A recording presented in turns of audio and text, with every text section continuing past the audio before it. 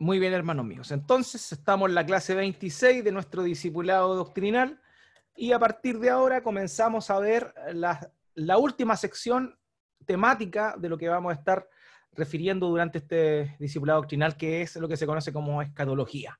Hoy, en la sesión número 26, vamos a estar respondiendo esta pregunta base. ¿Qué pasa después de la muerte? Esa es nuestra pregunta base. ¿Qué pasa después de la muerte?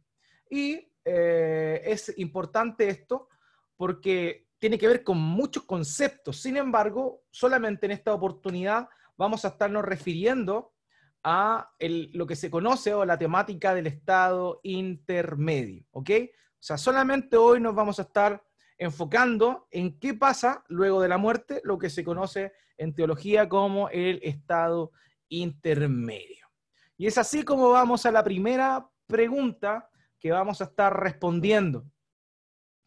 Y es una pregunta fundamental, ¿cierto? O sea, todos, de alguna forma, tenga la creencia que tenga, se ha hecho esta interrogante. ¿Qué sucede después de la muerte? Y obviamente, dependiendo de la cosmovisión, ¿se acuerdan cuando hablamos de cosmovisión? La cosmovisión naturalista señala que después de la muerte no hay nada, porque no somos nada, somos producto del azar, de la casualidad, así que como no había nada antes de nosotros, si nosotros morimos no hay nada después.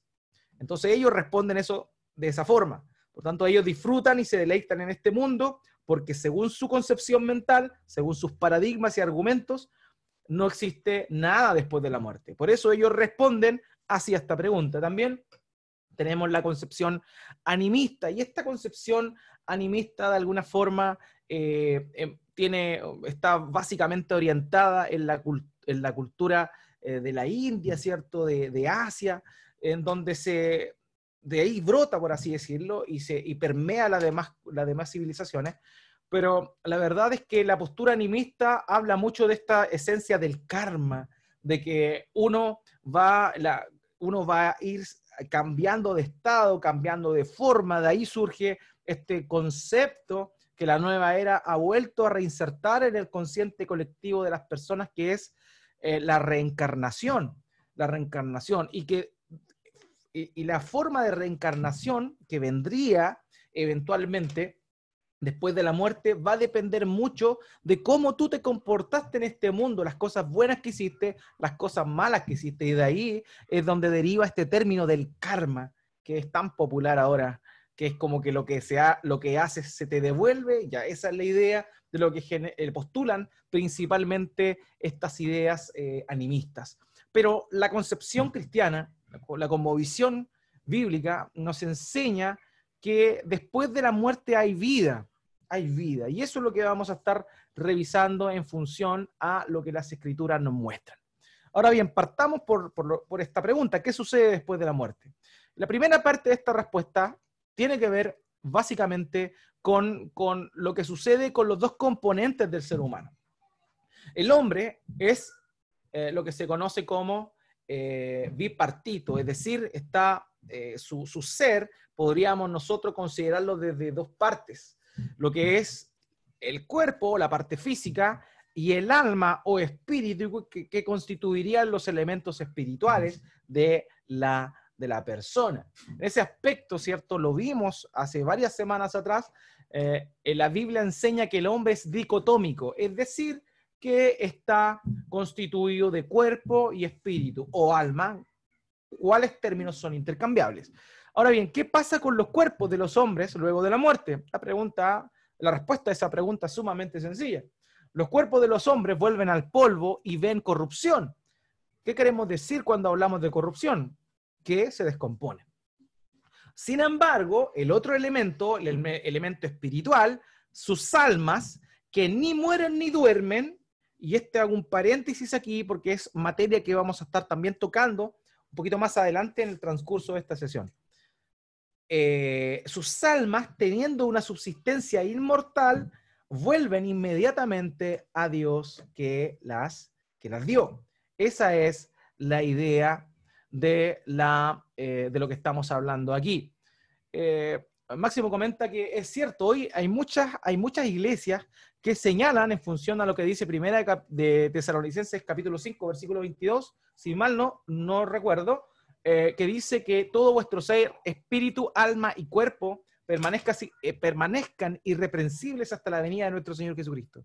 Entonces, esto ya lo explicamos en su momento. Usted puede revisar sus apuntes del discipulado doctrinal cuando hablamos de la esencia del ser humano hace mucho tiempo atrás. Y vimos que en realidad, pese a ese pasaje, hay que entender bien ese pasaje en el contexto de lo que el apóstol Pablo quiere decir. Sin embargo, el testimonio de las Escrituras nos muestran que la persona, el ser, está constituido básicamente de dos partes, que es cuerpo y espíritu. Así que no hay que confundirse con espíritu, alma y cuerpo. ¿Ok? Entonces, teniendo una subsistencia inmortal, este ser, esta parte espiritual vuelve inmediatamente a Dios que la dio. Esa es la idea. O sea, ¿qué es lo primero que pasa luego de que alguien muere?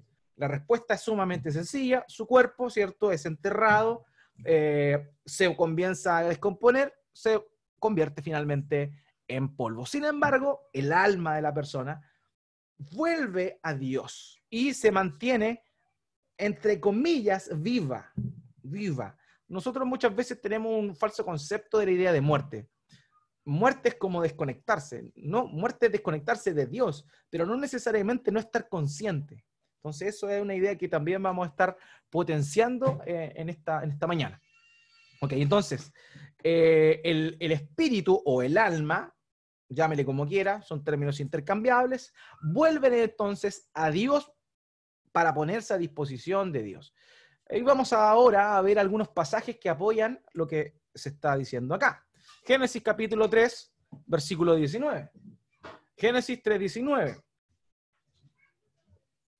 Esto es cuando Dios está increpando a Adán luego de haber cometido el pecado que generó, ¿cierto?, nuestra caída.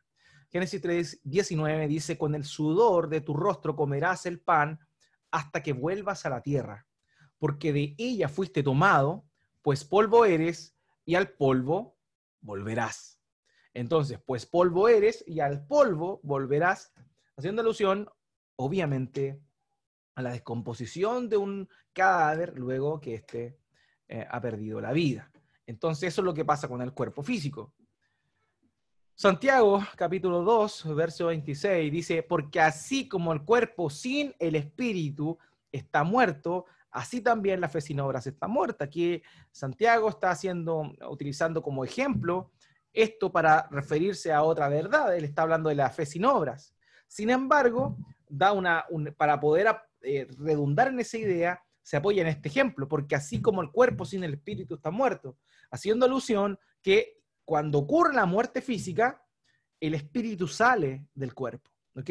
O sea, estas dos partes se separan.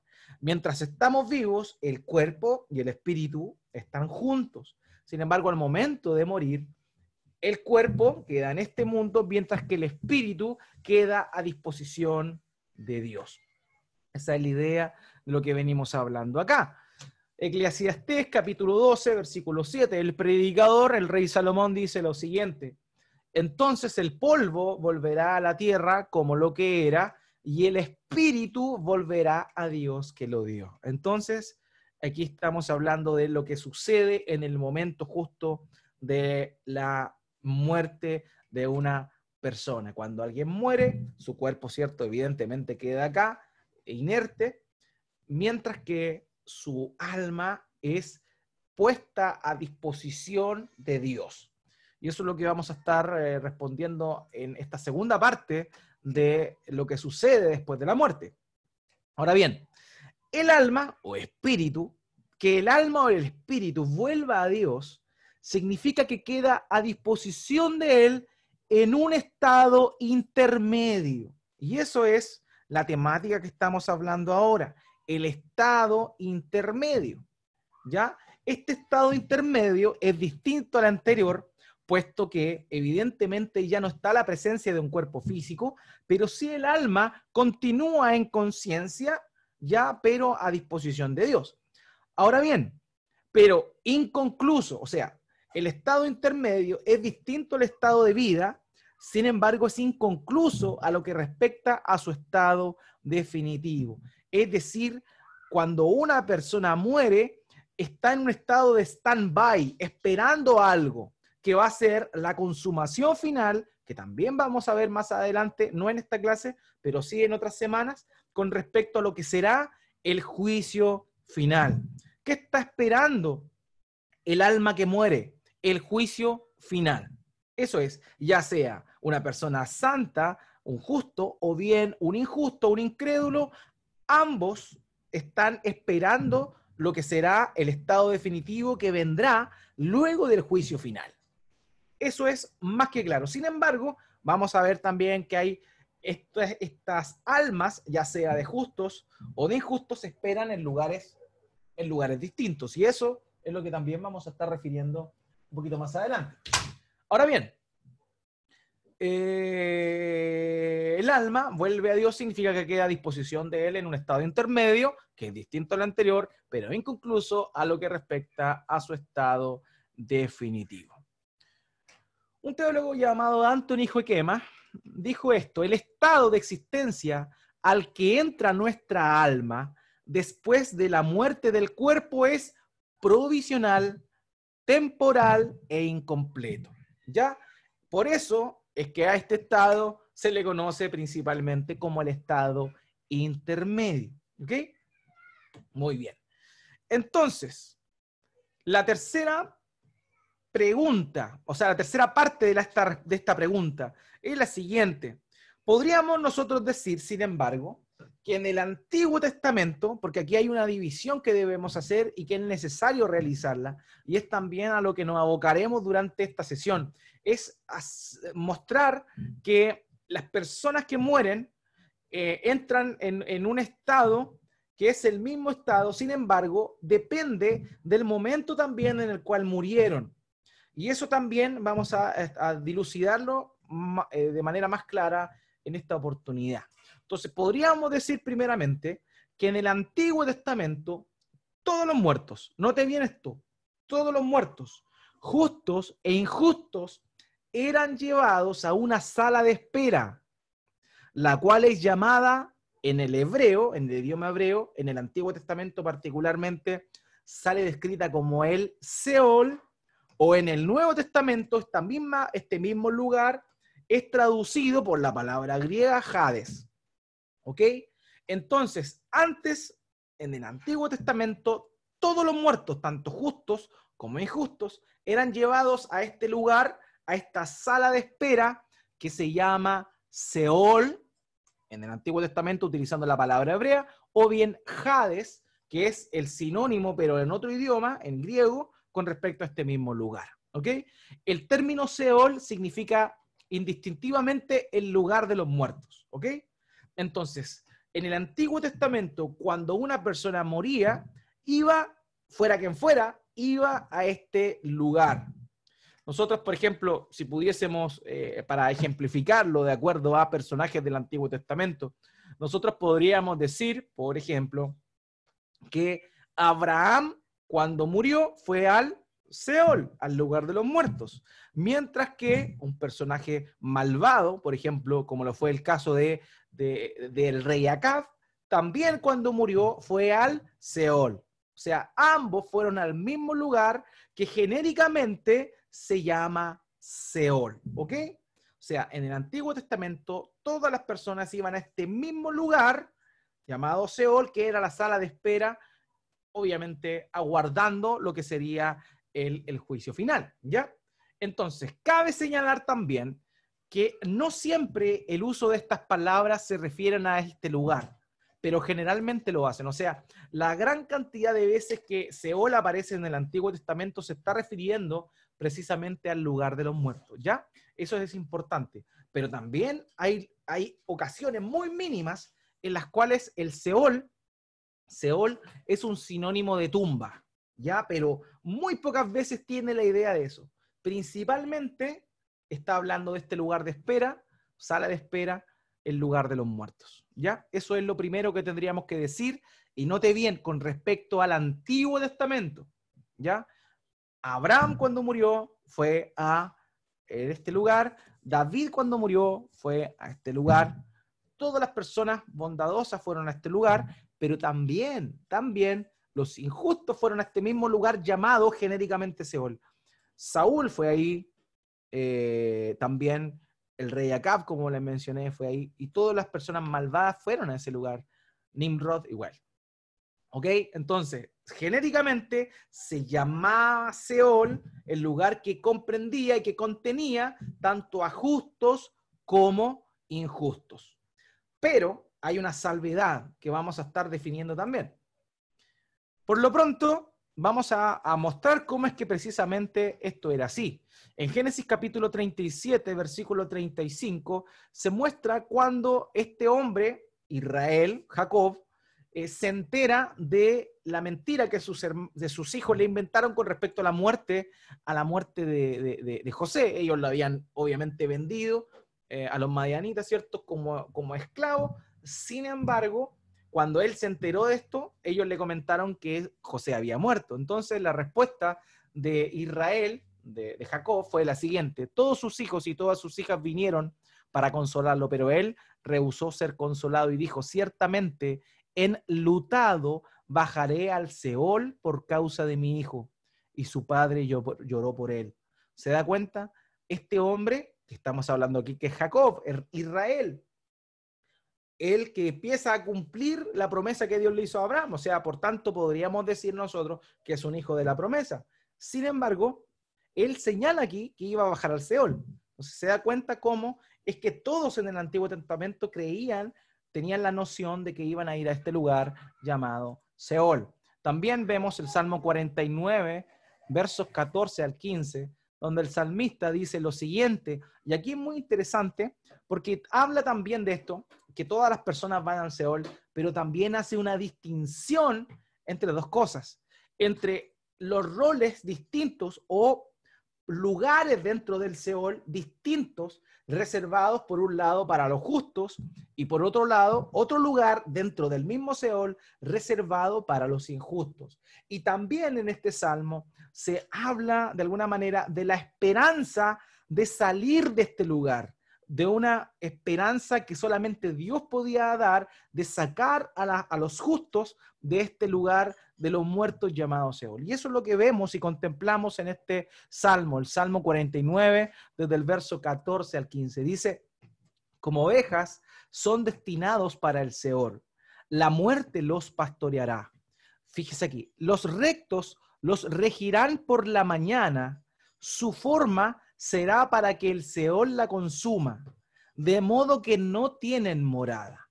Pero Dios redimirá mi alma del poder del Seol, pues Él me recibirá. ¿Se da cuenta? En este salmo deja en evidencia de que todos iban al Seol. Sin embargo, dentro de este lugar, los rectos tenían un rol distinto al que tendrían los injustos. Y el salmista tiene la esperanza de que Dios iba a redimir su alma del poder del Seol. Entonces, aquí ya nos empieza a mostrar de alguna forma, en la antesala de lo que sería la esperanza del estado intermedio post obra de nuestro Señor Jesucristo. ¿Ok? Entonces, el Seol es una palabra que se usa en el Antiguo Testamento que simplemente quiere decir el reino de los muertos, ¿ya? Entonces no es un lugar de castigo ni de recompensa, sino de espera. Era un mundo de existencia espiritual al que todos, justos e injustos, entraban al morir. Sin embargo, aún en el Antiguo Testamento es posible ver los indicios de una distinción que se hace entre los que entran a la muerte como siervos justos y los que entran a la muerte como injustos. El Seol no es lo mismo que el lago de fuego y azufre, ¿ya? O sea, recordemos, la idea del Seol es que en realidad todas las personas que morían en el Antiguo Testamento iban a ese lugar genérico, el cual podríamos también decir que habían dos compartimentos, uno para justos y otro para injustos. Y esta palabra, Seol, no es lo mismo que el lago de fuego y azufre. El lago de fuego y azufre es el estado definitivo luego del juicio final.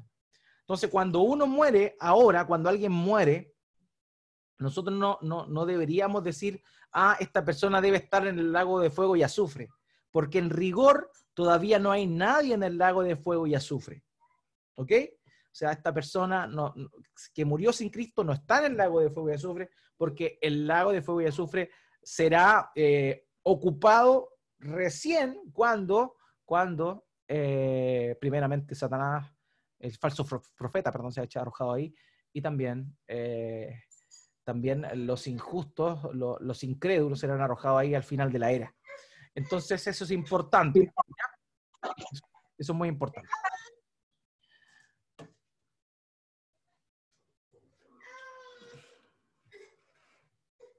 Ok.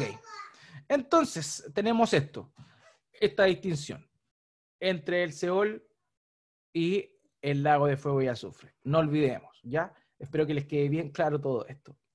Fíjense aquí en este pasaje, donde se habla precisamente de la idea de que el Seol o el Hades, recordemos que ambas palabras son intercambiables en función a si están escritas en el Antiguo Testamento o bien en el Nuevo Testamento, ¿ya? Sin embargo, ¿qué pasa? Sin embargo, nosotros vemos aquí que se utiliza la palabra Hades. Y en Apocalipsis capítulo 20, versos 13 al 14, dice lo siguiente: el mar entregó los muertos que estaban en él, y la muerte y el Hades entregaron a los muertos que estaban en ellos, y fueron juzgados cada uno según sus obras. Y note bien lo que dice aquí: la muerte y el Hades fueron arrojados al lago de fuego. Esta es la muerte segunda, el lago de fuego.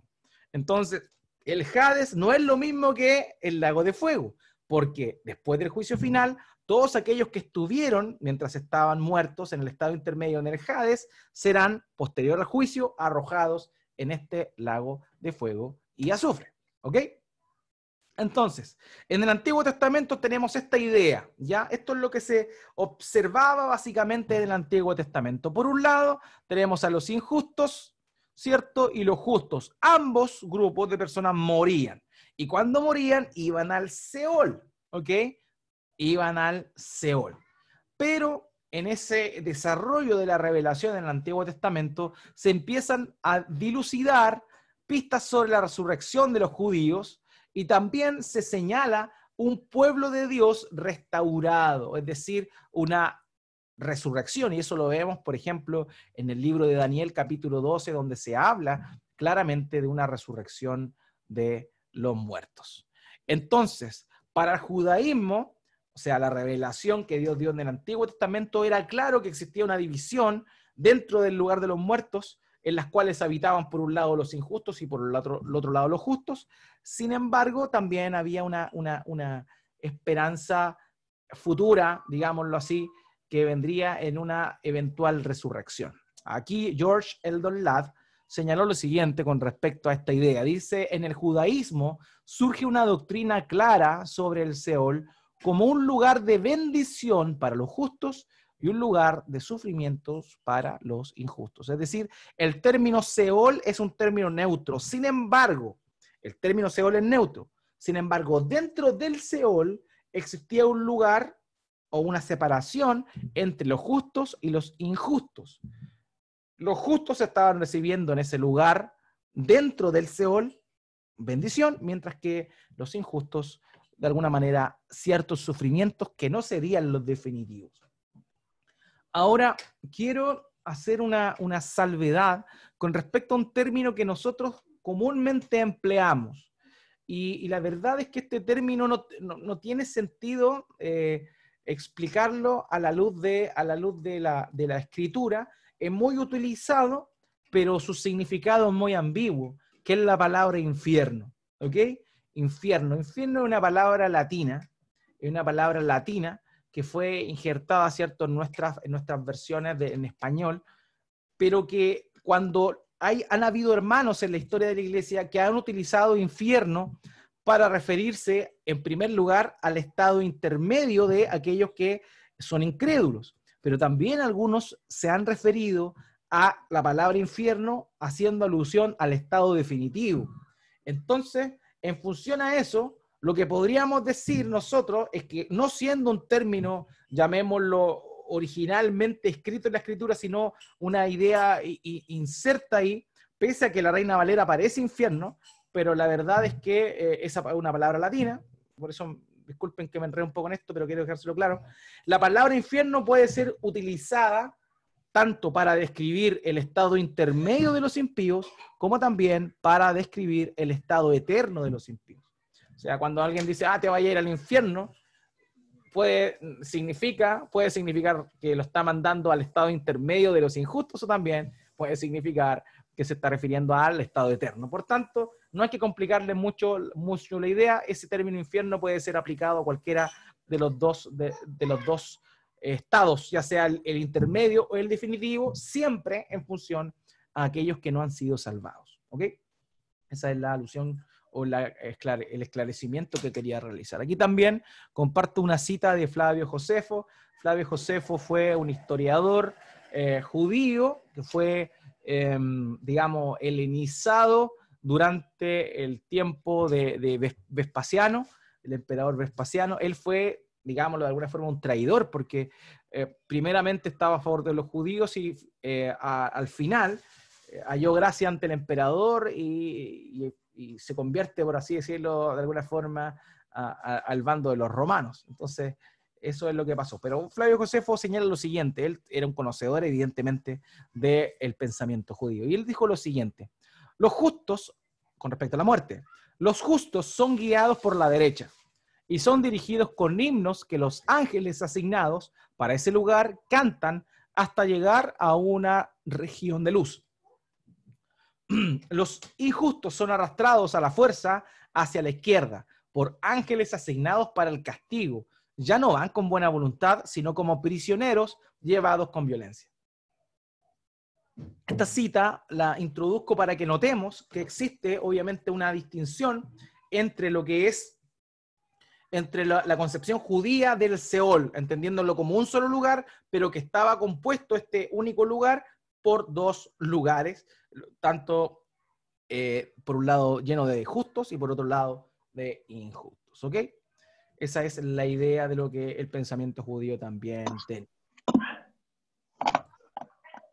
También vamos a ver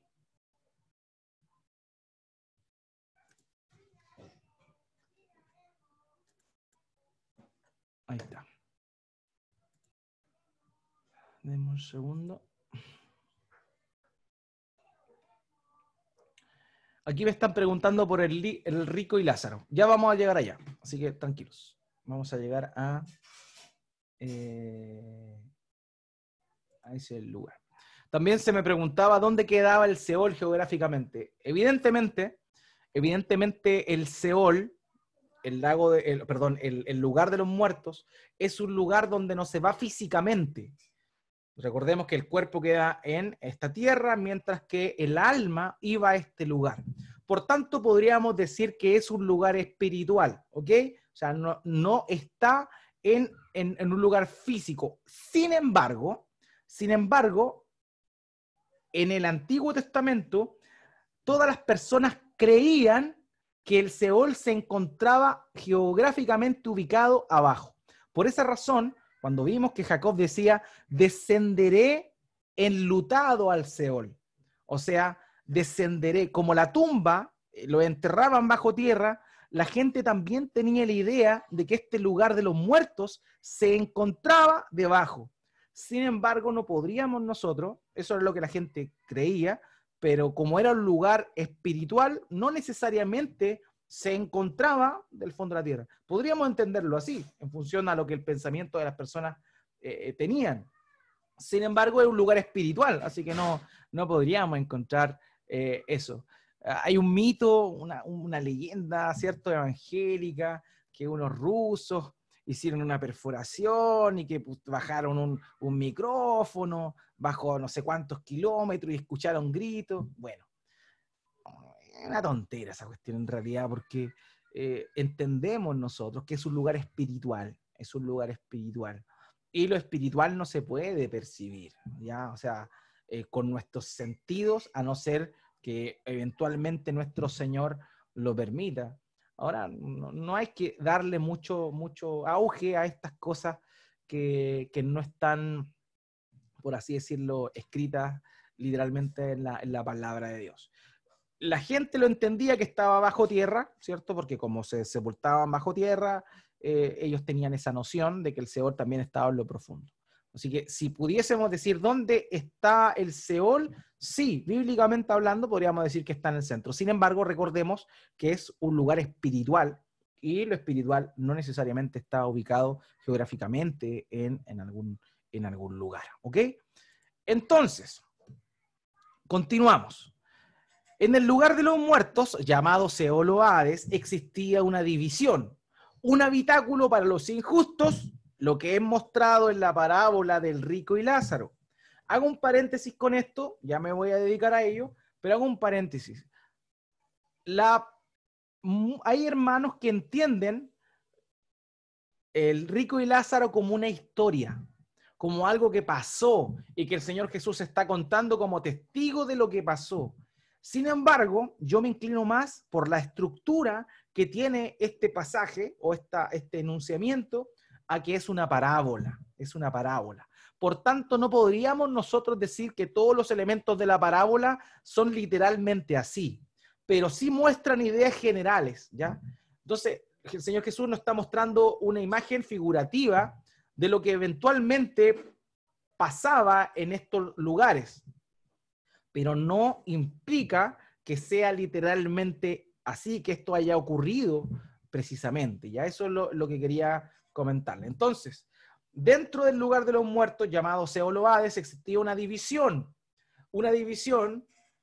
que se muestra justamente en el pasaje del rico y Lázaro, uno para justos y otro para injustos. El lugar donde se encontraban los justos, estamos hablando del Antiguo Testamento, es llamado el paraíso.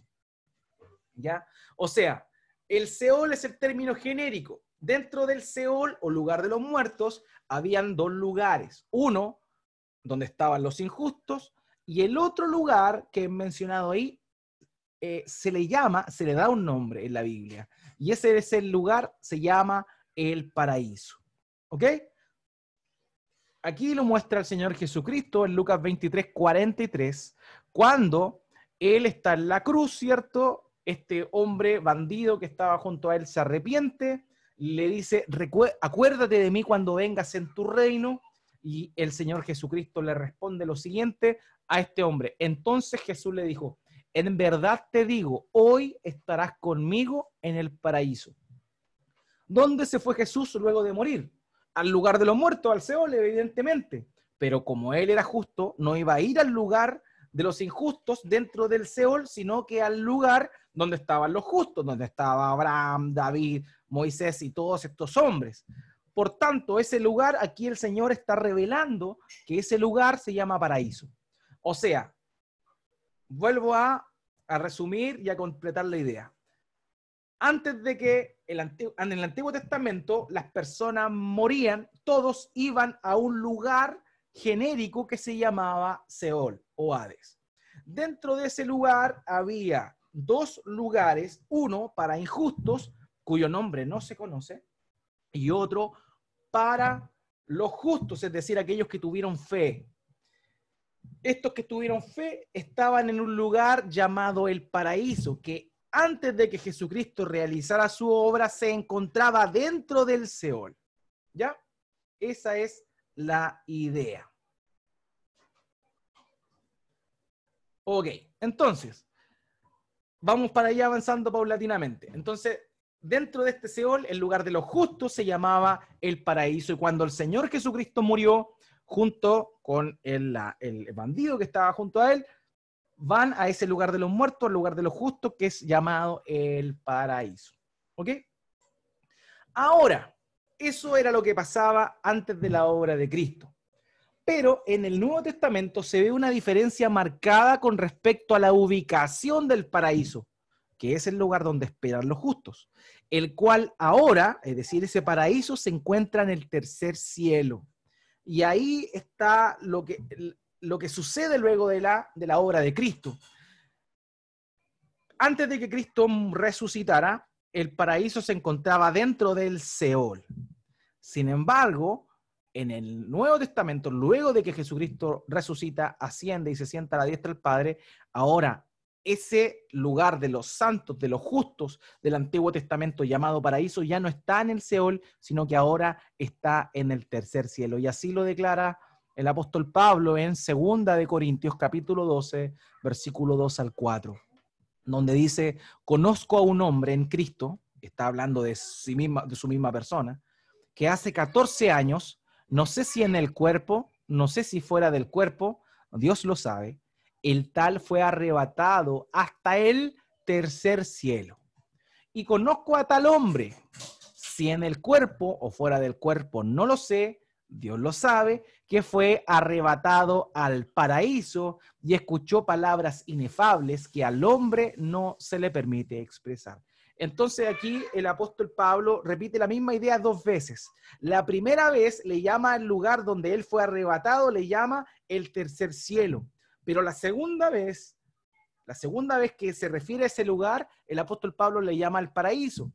Es decir, de una manera que no tenemos mayor información, sin embargo lo que sabemos es que luego de la obra de Cristo, los santos que se encontraban en este lugar llamado Seol, lugar de los muertos, en el paraíso ahí, ese paraíso sacado del Seol y es llevado al tercer cielo y ahora están en la presencia del Señor. Esa es la idea.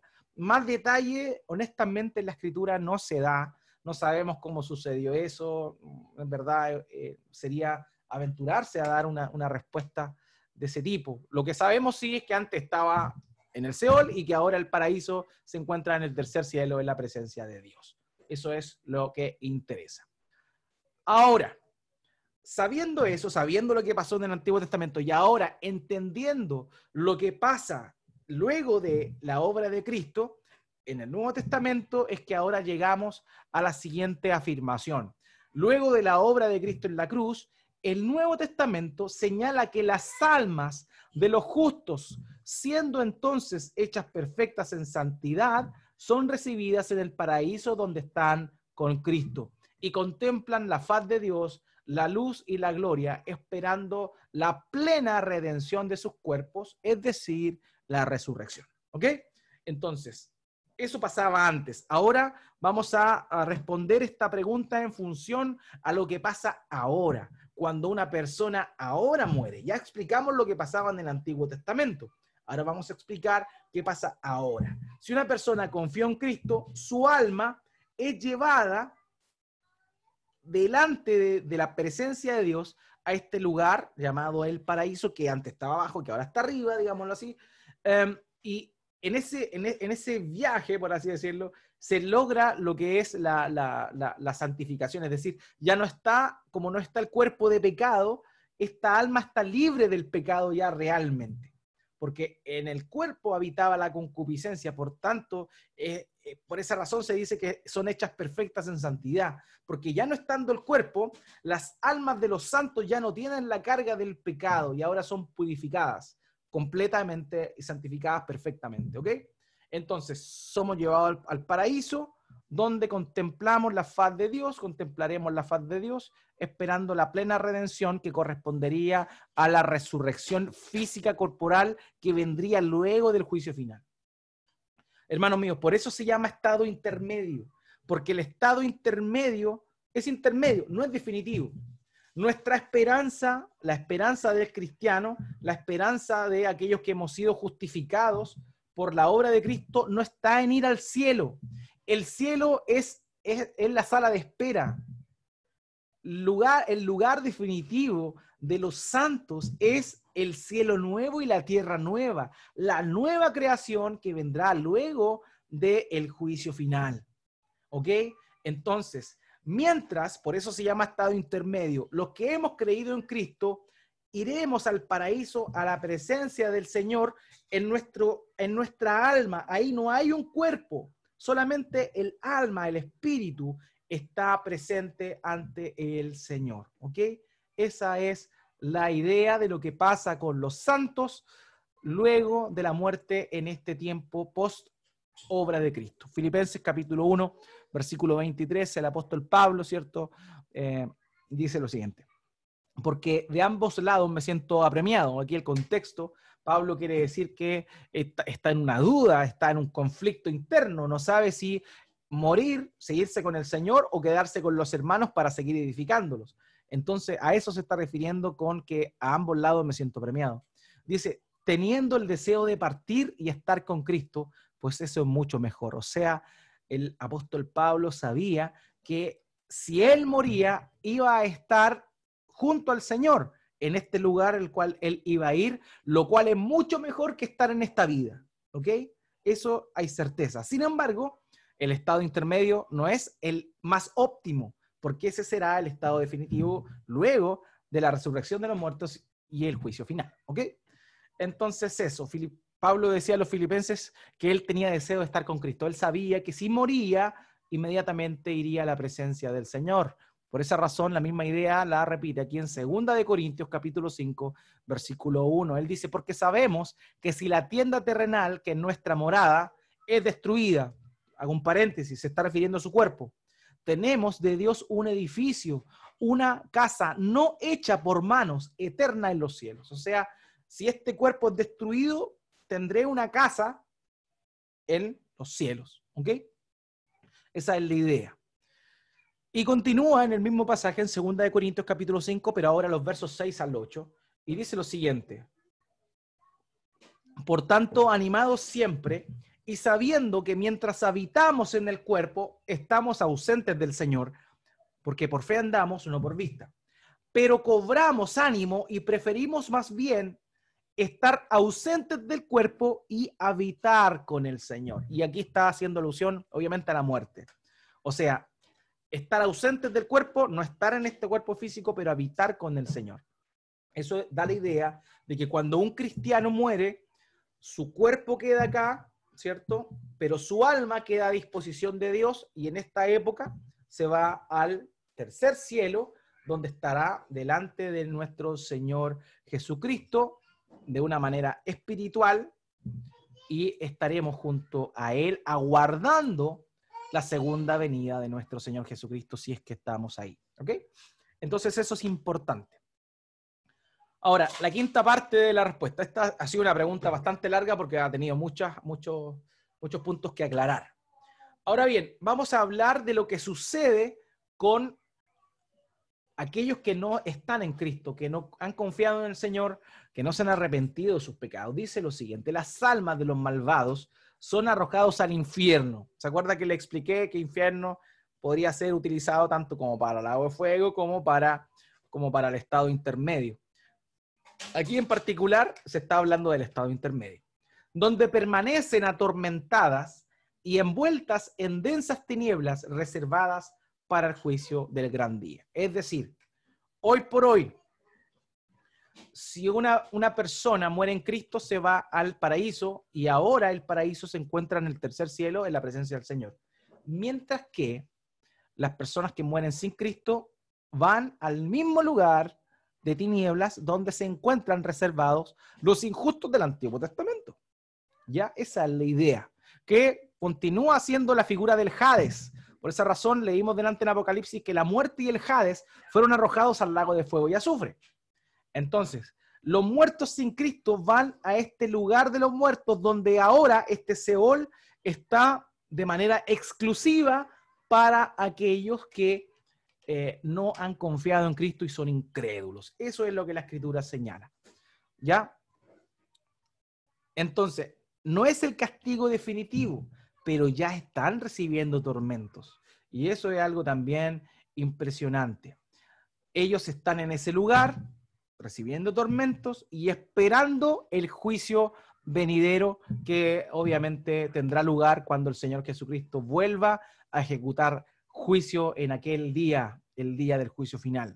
En 2 de Pedro, capítulo 2, verso 9, dice: el Señor, pues, sabe rescatar de tentación a los piadosos y reservar, ¿no ve? Los tiene reservados a los injustos bajo castigo para el día del juicio. Es decir, los pecadores se encuentran bajo castigo, reservados para el día del juicio. Esa es la idea de lo que Pedro señala acá. Y aquí es donde llegamos a la famosa parábola del rico y Lázaro, descrita en Lucas capítulo 16, versos 22 al 26. Como les comentaba, esta es una parábola, no es una historia, de manera que es ficticia, pero sí los elementos mencionados acá tienen directa relación con lo que sucede en este lugar de tormentos. Lucas 16, 22 al 26. Dice, sucedió que murió el pobre y fue llevado por los ángeles al seno de Abraham. Y murió también el rico y fue sepultado. En el Hades, en el lugar de los muertos, el rico alzó sus ojos. Y aquí viene el primer detalle. Estando en tormentos. O sea, en el Hades, en el lugar de los muertos, habrían tormentos. O sea, la gente ahí es atormentada. Continúo. Y vio a Abraham a lo lejos y a Lázaro en su seno. Y gritando dijo, Padre Abraham, ten misericordia de mí y envía a Lázaro para que moje la punta de su dedo en agua y refresque mi lengua. Y aquí viene el otro elemento importante de lo que sucede en el Seol o en el Hades. Pues estoy en agonía en esta llama. O sea, en el Hades hay tormentos y hay llamas, que no son las llamas del lago de fuego y azufre. Esas serán peores. Ahora están en prisión preventiva. En esa prisión preventiva, donde obviamente también están recibiendo castigos, pero no el castigo definitivo que tendrán eternamente. Ahora continúo, dice, pero Abraham le dijo, hijo, recuerda que durante tu vida recibiste tus bienes y Lázaro igualmente males. Pero ahora él es consolado aquí y tú estás en agonía. Además de todo esto, hay un gran abismo puesto entre nosotros y ustedes. De modo que los que quieran pasar de aquí a ustedes no pueden y tampoco nadie puede cruzar de allá a nosotros. Entonces, esa es la idea, amados míos, de lo expresado acá. O sea, estas tres verdades nos muestra el Señor en función a este lugar de tormento que están provisoriamente los muertos sin Cristo. Se están tormentos, hay agonía, hay llama, pero también no se puede salir de ahí, no se puede cambiar de lugar. No hay oportunidad, amados míos, después de la muerte. Nadie tiene oportunidad después de la muerte. Si moriste sin Cristo, no hay vuelta atrás. No hay oportunidad luego de morir. ¿Ok? Entonces esa es la idea. Tenemos entonces el paraíso, lugar donde las almas de los cristianos van, ¿cierto? Estando ahí. Y por otro lado, tenemos el Hades, donde los que no han confiado en Cristo irán y pasarán por ahí. Máximo tiene una pregunta. Hermano, dale nomás. Pastor, una pregunta. Vale. Conforme a lo que dijo usted recién sobre entonces la muerte, el fin y todo lo demás, ¿qué pasa con las personas que resucitaron? El ejemplo, no sé, la persona que cayó a los huesos de Eliseo y este revivió, el Lázaro también, el niño que, bueno, hay varios ejemplos bíblicos. ¿Ellos en qué lugar pudieron haber estado? Y, digamos, ¿de qué forma puede ser tomado eso cuando, digamos, en Hebreos dice de que le da al hombre permitido como morir una sola vez y después dice, y después el juicio? Entonces no habla tampoco de como de un estado intermedio, quizá ni siquiera se está refiriendo a eso el texto a nombrar donde están mientras, pero sí habla eso, de que le es permitido nacer una sola, o sea, morir una sola vez. Claro, mira, la primera pregunta, porque pude divisar dos dentro de tu formulación. La primera pregunta es, ¿dónde estaban estas personas que resucitaron, ¿cierto? Y obviamente estaban en el lugar de los muertos. O sea, ellos murieron, iban a ese lugar, ¿cierto? Camino probablemente, y fueron traídos de vuelta. Eso es lo que podríamos entender. No hay otro lugar aparte de estos lugares que estamos viendo. O sea, no hay otro lugar aparte del lugar de los muertos en el Antiguo Testamento y en el caso del Nuevo Testamento del el tercer cielo, el paraíso y el Hades. Ya no hay otro lugar. Por tanto, estas personas estaban habían muerto y fueron llevadas a ese lugar y fueron traídas de vuelta. ¿Y cómo uniste con respecto al texto de Hebreos? La verdad es que obviamente se está haciendo una generalización. Lo normal es que una persona muera una sola vez y después viene el juicio. Eso es lo que está diciendo.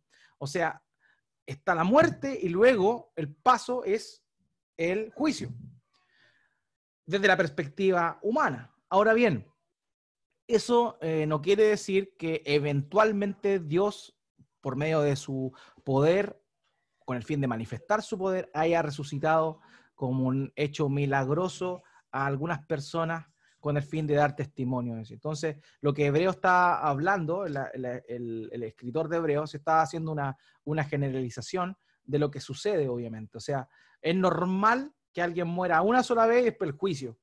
Entonces, eso es la idea. Él no se está refiriendo al estado intermedio, por eso no lo explica, porque no tiene intención de mostrar lo que nosotros estamos hablando acá, en función al contexto en el cual se está hablando.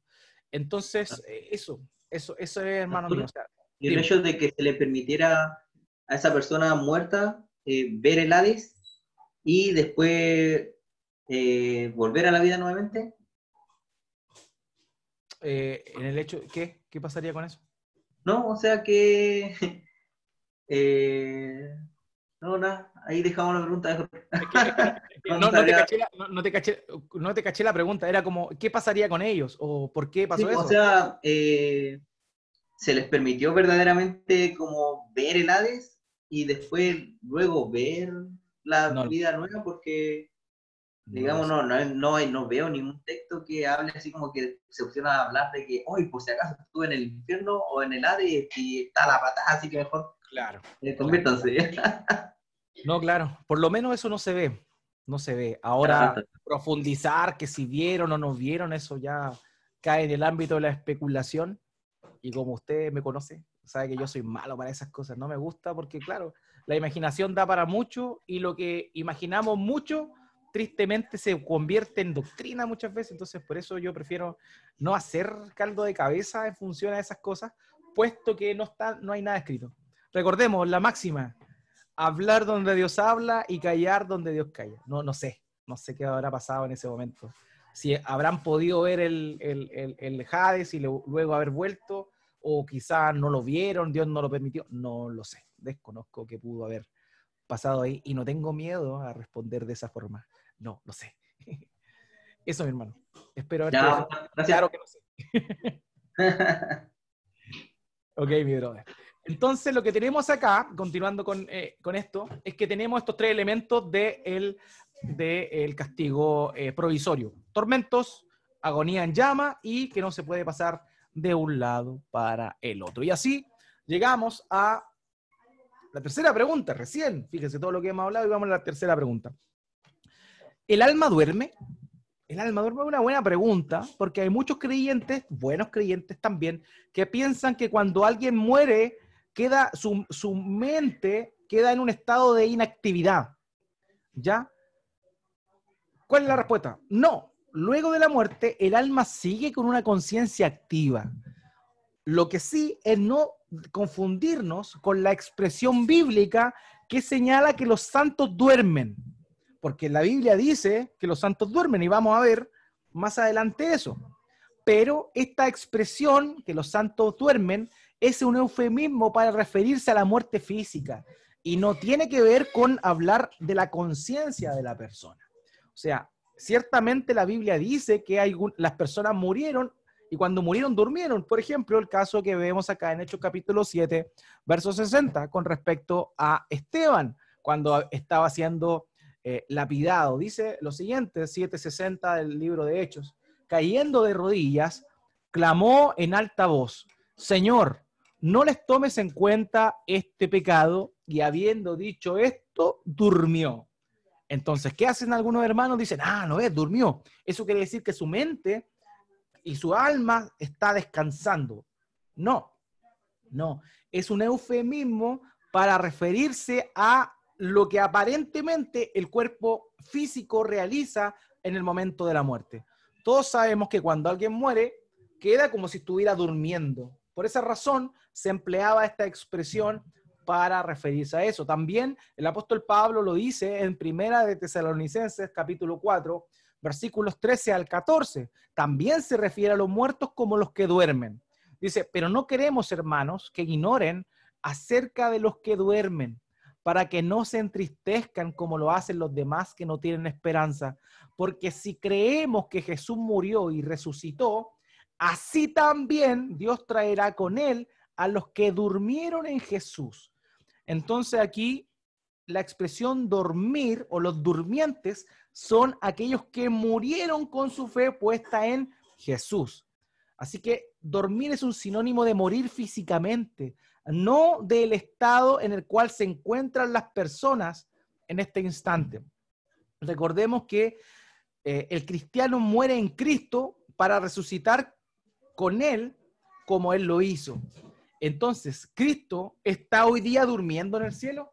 No, Cristo está activo en el cielo, intercediendo delante del Padre por nosotros. De la misma manera, aquellos que mueren con una fe puesta en Cristo, en este momento están en la presencia del Señor, deleitándose en el Señor, mientras tanto llega el momento cúlmine de la segunda venida de Cristo y la resurrección de los muertos, donde ellos, los muertos en Cristo, volverán. Si nosotros morimos de aquí a allá, estaremos, ¿cierto?, con el Señor, y luego de eso vendremos con Él a encontrarnos con aquellos que estén vivos en ese momento, en lo que se conoce como el arrebatamiento, cosa que no hablaremos hoy, porque eso lo vamos a ver más adelante, pero por lo pronto la idea es esta: el dormir es un eufemismo para referirse al estado del cuerpo físico al momento de la muerte. Y no tiene nada que ver con el estado de conciencia de las almas luego de salir del cuerpo. ¿Ya? George Eldon Ladd dijo esto: el sueño era un término común y corriente para referirse a la muerte, tanto en la literatura griega como en la hebrea, y no contenía ningún significado teológico. Es decir, cuando dice que los hermanos durmieron, no se está refiriendo a que su alma está durmiendo, teológicamente hablando, sino en realidad solamente haciendo alusión a lo que su cuerpo físico hizo luego de que llegó el momento de la muerte. Quedaron tiesos como si estuvieran durmiendo. Esa es la idea entonces del término dormir. Algo que ya mencionamos anteriormente, pregunta número 4. ¿Hay oportunidad de cambiar de lugar después de la muerte? Y la respuesta no, no hay. No hay segundas oportunidades luego de la muerte. La parábola del rico y Lázaro nos muestra claramente que no hay posibilidad. Hay quienes han malentendido un pasaje de Pedro y creen que hay oportunidad luego de la muerte, pero esto es equivocado. Y vamos a explicar este pasaje que es en el cual algunos hermanos creen que hay oportunidad o que hubo oportunidad después de la muerte. En Primera de Pedro, capítulo 3, versículos 18 al 20. Note bien, vamos a entender lo que quiere decir. Dice, porque también Cristo murió por los pecados una sola vez, el justo por los injustos, para llevarnos a Dios, muerto en la carne, pero vivificado en el Espíritu. En el Espíritu también fue y predicó a los espíritus encarcelados, quienes en otro tiempo fueron desobedientes cuando la paciencia de Dios esperaba en los días de Noé durante la construcción del arca, en la cual unos pocos, es decir, 8 personas, fueron salvadas por medio del agua. Entonces, ¿qué pasa? Algunos hermanos entienden esta sección que dice, en el Espíritu también fue y predicó a los espíritus encarcelados, quienes en otro tiempo fueron desobedientes. Dice, ellos toman este pasaje para hacer alusión a que en realidad, luego de la muerte del Señor Jesús en la cruz, Él fue a donde estaban los muertos que habían vivido entre Adán y Noé. Pero la Biblia no dice eso. Esa es una idea injertada. Esa es lo que se conoce como una eisegesis del pasaje. Le están añadiendo una idea, porque lo que está diciendo aquí es que el Señor en el Espíritu, pero no como de una manera, no sé, como fantasmagórica, ni mucho menos, sino que por medio del Espíritu fue y predicó a los espíritus encarcelados. ¿Quiénes son los espíritus encarcelados? ¿Quiénes son? Los que en el tiempo de Noé no creyeron. O sea, la idea de este pasaje es que el mismo Señor, por medio del Espíritu Santo, estuvo presente en el tiempo de Noé, cuando Noé, pregonero, ¿cierto?, de justicia, les dijo a ellos, arrepiéntanse y súbanse al arca, y ellos no quisieron y no se arrepintieron. Entonces, de eso está hablando. Aquí en ninguna parte en el pasaje se está refiriendo a que Cristo, luego de morir, fue al lugar de los muertos y le fue a predicar a estas personas para que tuvieran una oportunidad. No, no está hablando de eso. No está hablando de eso. Aquí está diciendo que en el Espíritu, por medio del Espíritu Santo, le predicó a esos espíritus que ahora están encarcelados, pero que en ese tiempo no quisieron obedecer. O sea, está hablando de ese tiempo, del tiempo de Noé. No está hablando del momento de la muerte del Señor Jesucristo y su eventual ida al Seol. Entonces, que quede claro, este pasaje no se refiere a eso, sino que el Espíritu Santo estuvo presente en el tiempo de Noé y le predicó a esas personas. Y solamente 8 fueron salvadas, Noé y su familia. Esa es la idea, ¿ya? Entonces la respuesta es no. No hay posibilidad de arrepentirse luego de la muerte. Nunca la ha habido y nunca la habrá.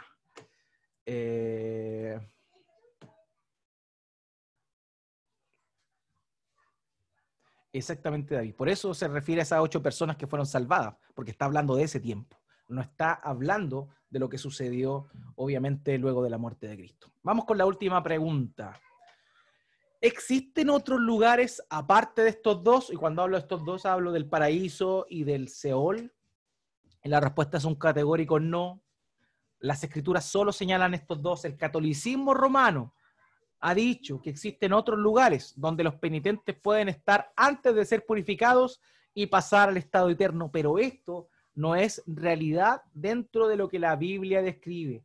Estos lugares que ellos creen, los católicos romanos, son el Limbus Patrus, que ellos señalaban que era el lugar donde estaban los santos del Antiguo Testamento como un lugar aparte. Esto es una invención católica romana.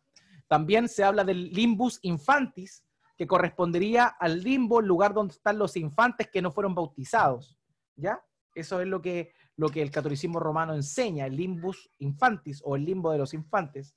Y también ellos señalan el purgatorio, un lugar donde las almas irían a estar hasta que sean purgados sus pecados, y esto fue declarado en el Concilio de Florencia, y que justamente vamos a ver ahora. El Concilio de Florencia declaró lo siguiente: las almas se limpian con las penas del purgatorio tras la muerte, y para que puedan ser rescatadas de esas penas, se pueden beneficiar de las obras de fe viva, o sea, el sacrificio de misas, oraciones, donaciones y otras obras de caridad. Entonces, en el Concilio de Florencia se estableció la existencia de este otro lugar llamado el purgatorio, donde eventualmente las almas impenitentes estarían ahí hasta que por este lado